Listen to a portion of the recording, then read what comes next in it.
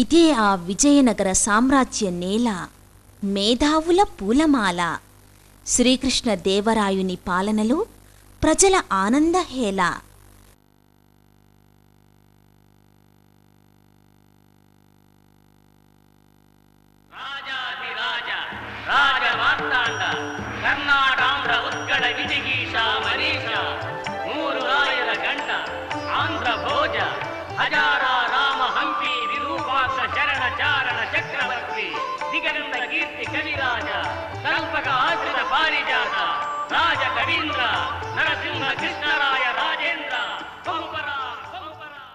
ఇదే మన రామకృష్ణుని తెలివితేటల కోవెల. శ్రీకృష్ణదేవుని ఆస్థానమున వెలిసెను అష్టదిగ్గజములు. రామకృష్ణుడు కూడా వీరిలో ఒకడు. అందరికంటే చిన్నవాడు, అందరి తెలివికి సరిజోడు. శ్రీకృష్ణదేవరాయుల ప్రేమపాత్రుడు, దివ్య తేజస్సుకై తపస్సు పూనాడు.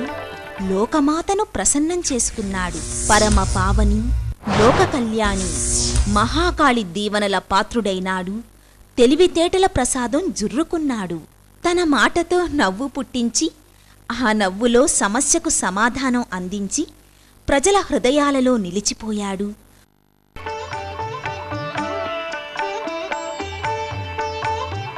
వికటకవిగా విశ్వమంతటా వెలిగిపోయాడు.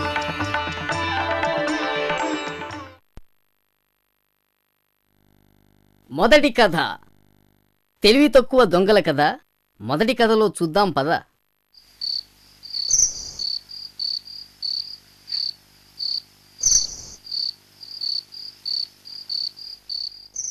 ఒరే అబద్ధం, ఇంకా ఈ కటకటాల వెనక కష్టపడటం నా వల్ల కాదురా. కండలన్నీ కరిగిపోతున్నాయి. మనం దొంగతనాలు చేసే రోజుల్లోనే ఎంత హాయిగా ఉండేదో.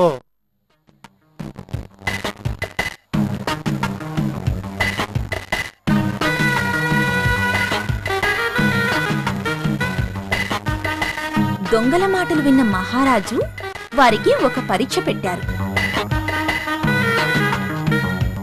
మీరంత చతురులైతే మీకు ఒక పరీక్ష పెడతాం. రేపు ఉదయం కల్లా తెనాలి రామకృష్ణుడి ఇంట్లో దొంగతనం చేసి మా వద్దకు రండి.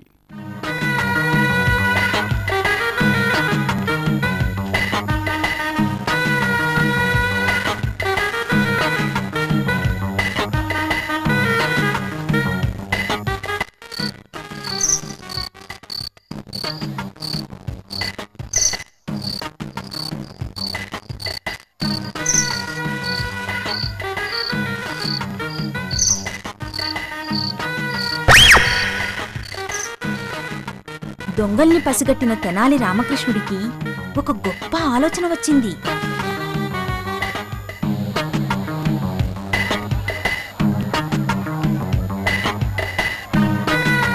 మన రాజ్యంలో దొంగలు పెరిగిపోయారు. మనం కాస్త జాగ్రత్తగా ఉండాలి సుమా.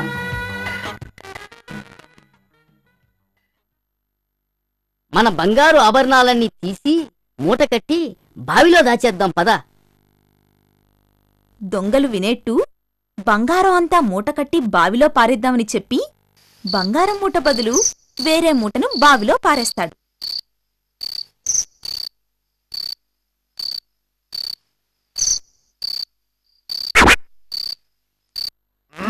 బంగారం అంతా దోచుకెళ్ళిపోదాం పద పద. దొంగలు ఇది చూసి తమ పని చాలా సులువైందనుకుంటారు.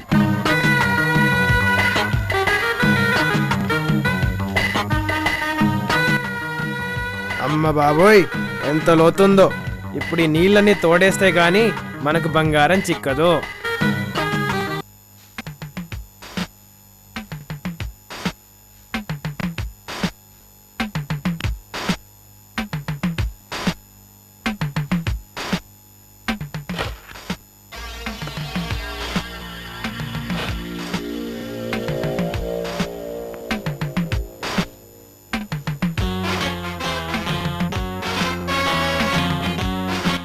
ఆ బావిలో నీళ్లు ఎంత తోడితే మాత్రం అయిపోతాయా?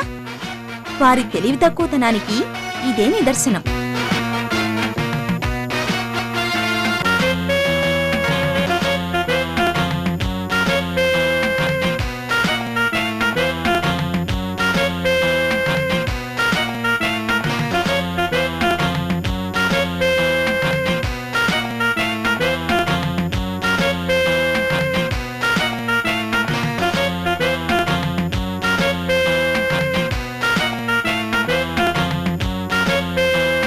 తెనాలి మాత్రం చాలా తెలివైనవాడు. వాళ్ళు తోడిన నీళ్ళని తన మొక్కలకి సాగు చేసుకున్నాడు.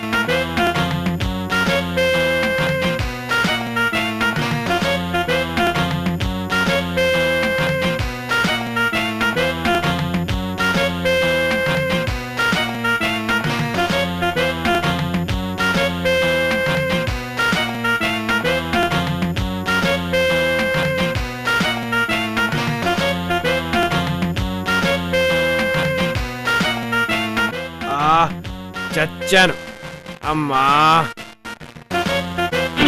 పాపం, ఆ దొంగలు నీరు తోడి తోడి అలసిపోయారు.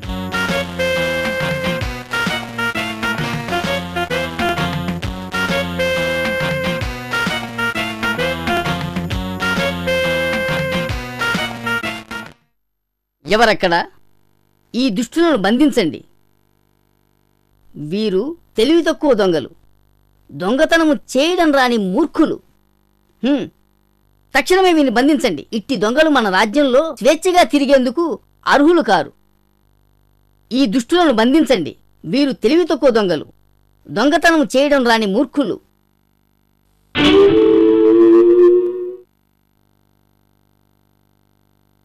శభాష్ తెనాలి రామకృష్ణ, శభాష్. చూసారా ఎంత తెలివైనవాడో కదా మన తెనాలి.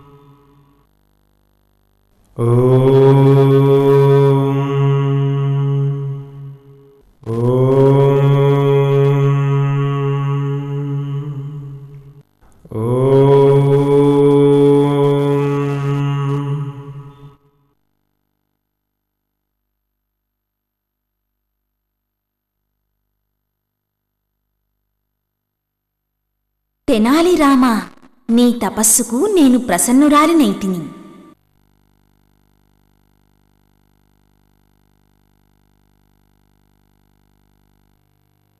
ఇదిగో నీకోసం ఈ రెండూ ఇస్తున్నాను. ఒకటి పాలు, మరొకటి పెరుగు. నీకు ఐశ్వర్యం కావాలంటే పెరుగు త్రాగు, తెలివితేటలు కావాలంటే పాలు త్రాగు. నీ ఇష్టం.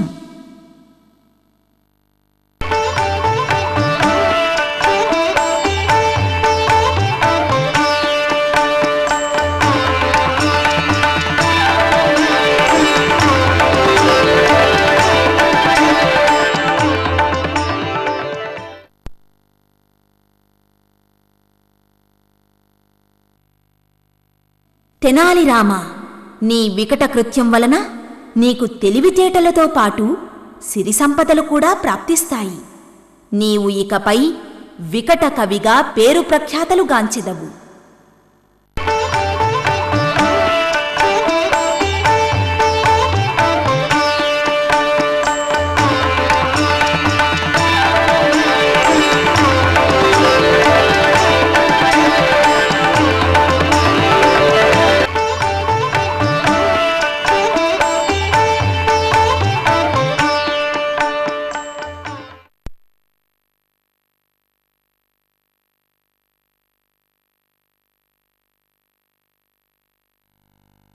రెండో కథ. పాలు త్రాగని నా పిల్లి రెండో కథలో పరుగులెత్తెను నవ్వులు చల్లి.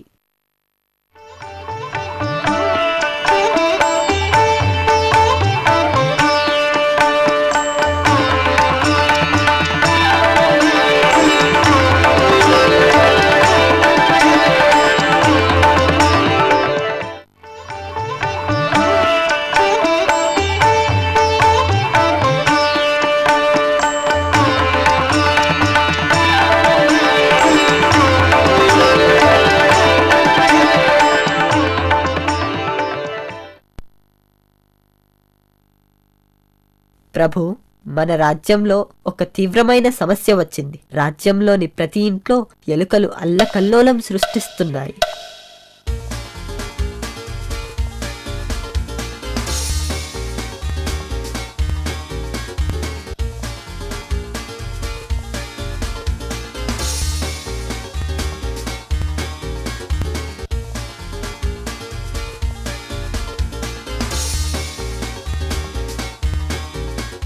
ఎవరక్కడ?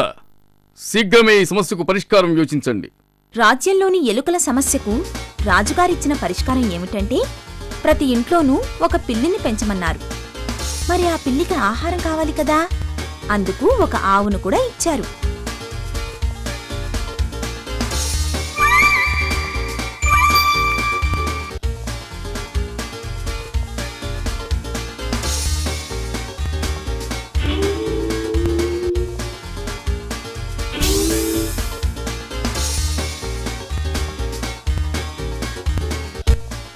ప్రజలంతా ఎంతో సంతోషంగా ఆవు పాలు పిల్లికి పెట్టడం మొదలుపెట్టారు.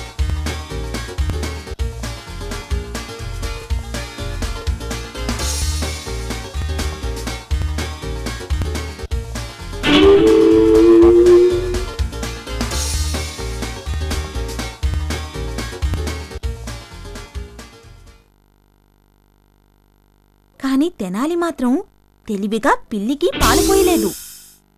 అది ఆకలికి ఉండలేక ఎలుకల్ని చంపేయడం మొదలుపెట్టింది.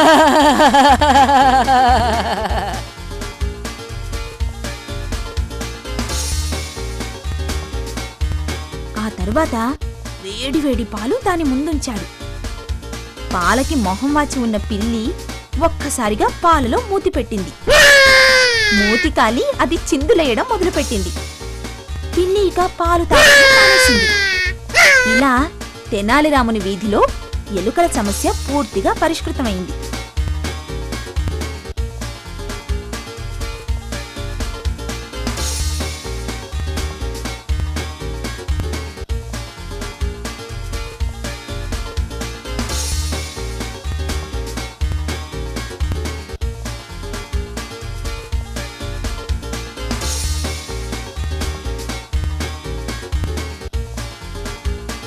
కానీ మరోపక్క ప్రజలు పోసే పాలు తాగి పిల్లులు కునుకు తీయడం ప్రారంభించాయి.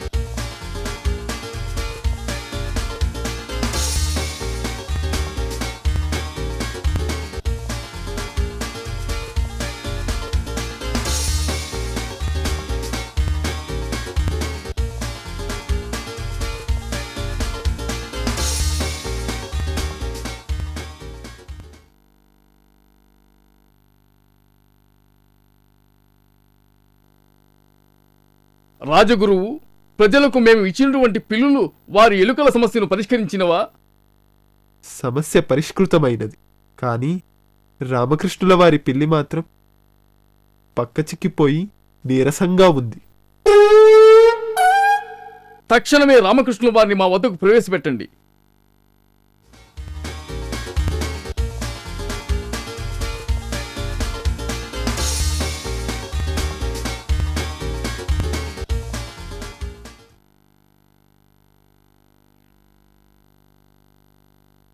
మహారాజా, మీరు నాకిచ్చిన పిల్లి అస్సలు పాలు త్రాగదు. ఇది ఒట్టి ఎలుకల్ని మాత్రమే వేటాడి తింటుంది. అందుకే మా వీధిలో ఎలుకలు మచ్చుకైనా లేవు. కావాలంటే తవరే స్వయంగా వచ్చి పరిశీలించండి.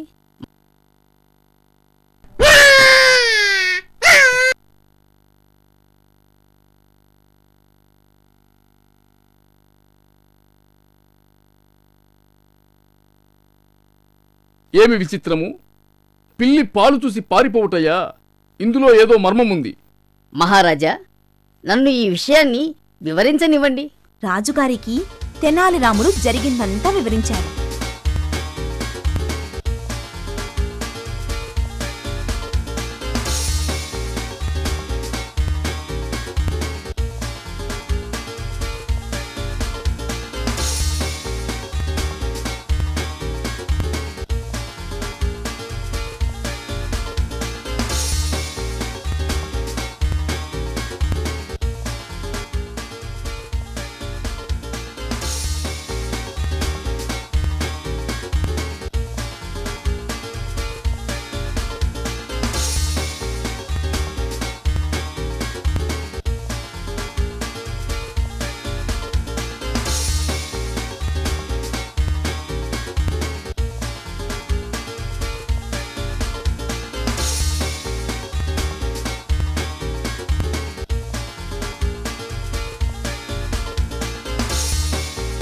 తెనాలి తెలివితేటలకు రాజుగారు ఎంతో సంతోషించారు.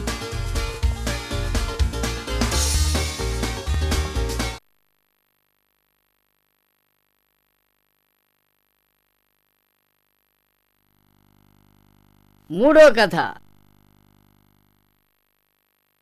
రాజగురువుల గర్వభంగం. మూడో కథలో ఆయనకు దెబ్బల సన్మానం.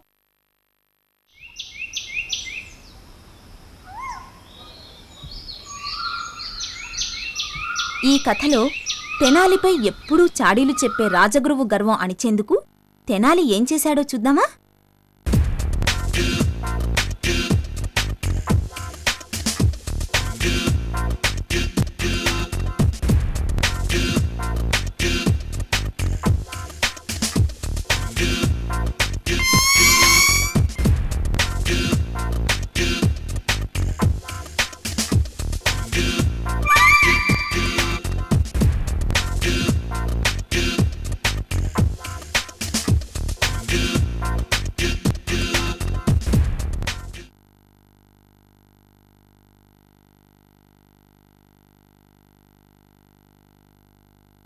తమరు దేనికోసమో వెతుకుతున్నట్టున్నారు?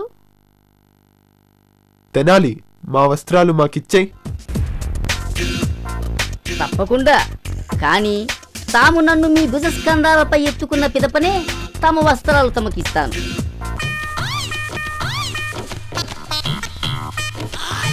పాపం రాజగురువు తెనాలిని తన భుజాలపై మోస్తూ రాజ్యంలోని ప్రజలందరి ముందు నడుస్తాడు.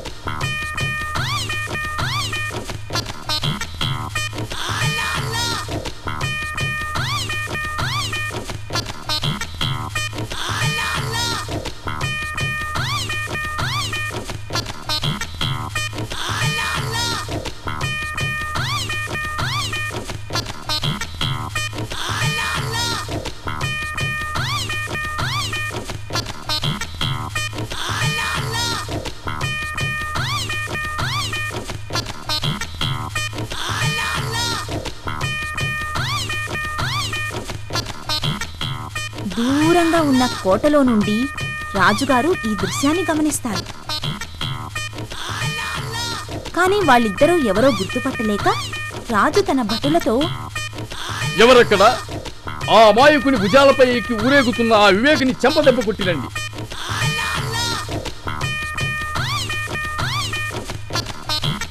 ఇది గమనించిన తెనాలి, అయ్యయ్యో, నా అవివేకంతో ఇంతసేపు తమను కష్టపెట్టాను. ఈ పాపానికి ప్రాయశ్చిత్తంగా నేను మిమ్మల్ని నా భుజాలపై మోస్తాను.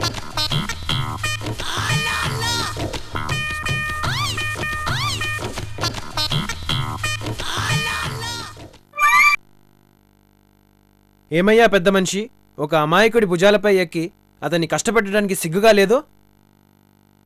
అయ్యయ్యో, నేను ఇతనిపై కూర్చోలేదు, ఇతనే నాపై కూర్చున్నాడు. ఏంటి, మాకు కళ్ళు కనిపించట్లేదు అనుకున్నావా? ఇది రాజుగారు కొట్టమన్నందుకు.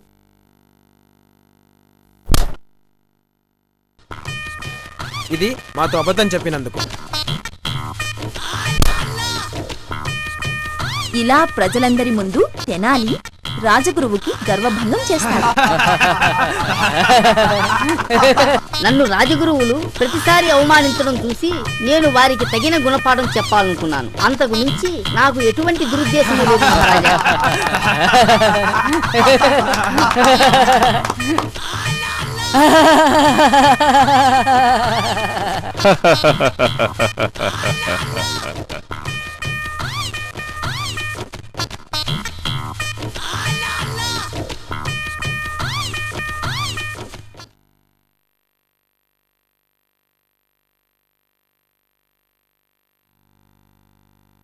నాలుగో కథ. పసివాడిగా మారిన నేను 4వ కథలో రాజుగారిని తిప్పలు పెట్టాను.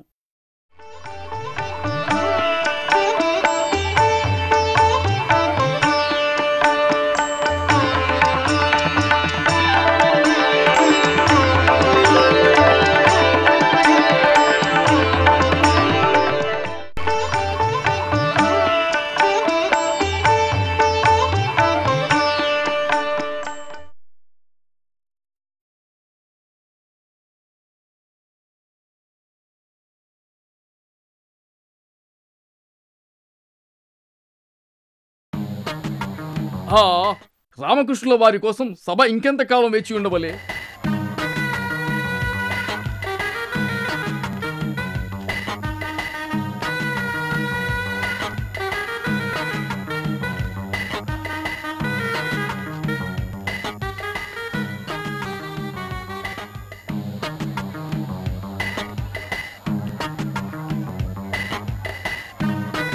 మహారాజా, క్షమించాలి. నాకు సర్వసాధారణమైన కానీ మిక్కిలి కష్టతరమైన సమస్య వచ్చింది. మా పిల్లవాణ్ణి బుజ్జగించి వచ్చేసరికి రోజూ ఆలస్యమైపోతోంది.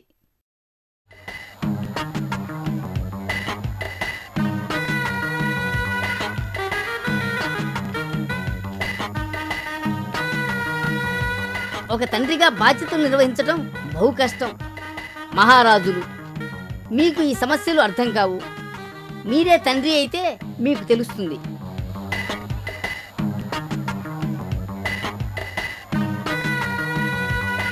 మహాకవులు, మీరు ఒక పసిబాల్ని బుజ్జగించలేరా? సరే, మేము తండ్రిగా వ్యవహరిస్తాం, మీరు పసిబాల్నిగా మారండి.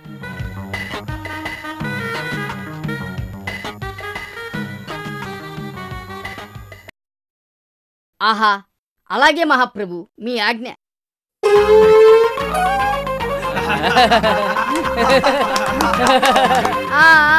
నాన్న, నాకది కావాలి, నాకది కావాలి.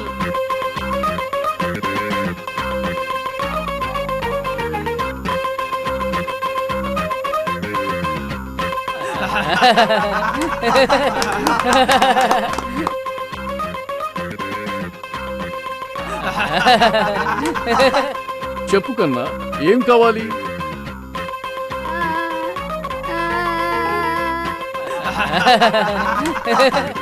అబ్బా, ఇప్పుడేం కావాలిరా? నాన్న, రాజగురువుని కిరీటం తీసివేమను.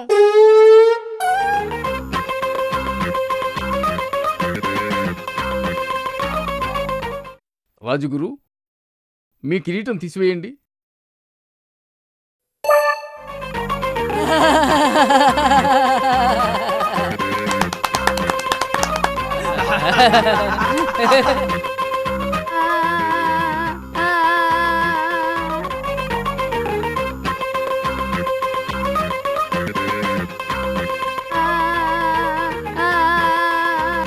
అబ్బా, ఇప్పుడేం కావాలిరా? నాకు ఏనుగు కావాలి.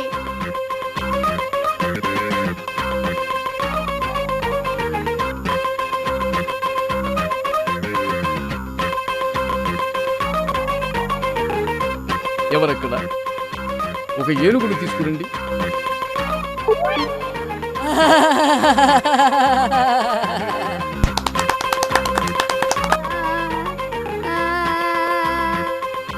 అబ్బా, ఇప్పుడేం కావాలిరా?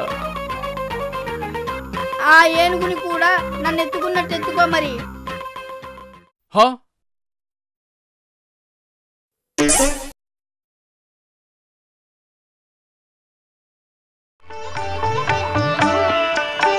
చూసారా, ఎంత తెలివైనవాడో కదా మన తెనాలి. రాజుగారి చిక్కు ప్రశ్నలకు చక్కని జవాబు చెప్పినవాడు, చమత్కారములో పరిష్కారము చూపి ప్రజల మది గెలిచినవాడు, తేట తెలుగు తెలివి వెలుగు తెలియచెప్పెను తెనాలి రాముడు.